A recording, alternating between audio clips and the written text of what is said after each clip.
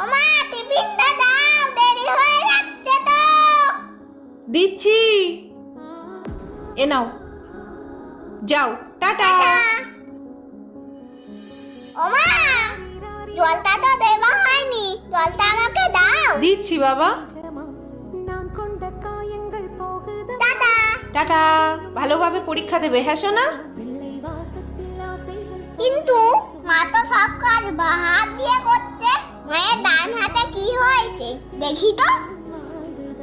ওমা মা, কি হয়েছে, চলে এলি কেন? বল। মা তোমার হাতটা একই তো। এই তো। এটা না ওইটা।